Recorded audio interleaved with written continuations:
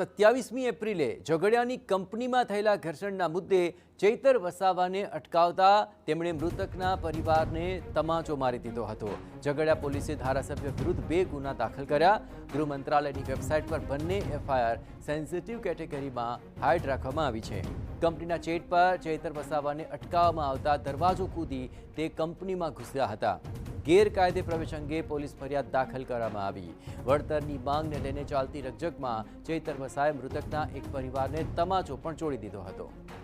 મારામારી અંગે પણ પોલીસ ફરિયાદ દાખલ કરવામાં આવી છે। આજ મામલે વધુ વિગતે વાત કરવા માટે જોડાઈ રહ્યા છે એટીવીના સંવાદદાતા અંકિત મોદી। અંકિત, દ્રશ્યોમાં તો આ તમામ બાબતો સીધી ફલિત થઈ જ રહી છે, પરંતુ આ સમગ્ર મામલે હવે શું કાર્યવાહી? જી બિલકુલ, જે પ્રકારે 23 તારીખે જે ઘટના બની હતી આગમાં, તેમાં 16 લોકો દાઝ્યા અને 2 લોકો મૃત્યુ પામ્યા હતા।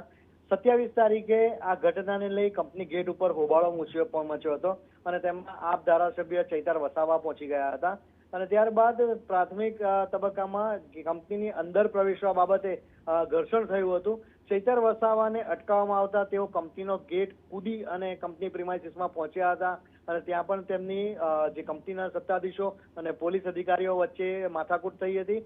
આ દરમિયાન મૃતકના એક પરિવારજન રોશન વસાવા કરીને હતો, તેની સાથે તેમની બોલાચાલી થઈ હતી અને રોશનને ચૈતર વસાવા એક તમાચો ઝીકી દીધો હતો અને બાદમાં મારામારીના દ્રશ્યો પણ સામે આવ્યા હતા। આ બંને ઘટનાઓને લઈ 2 અલગ અલગ પોલીસ ફરિયાદો દાખલ કરવામાં આવી હોવાની વિગતો સામે મળી રહી છે।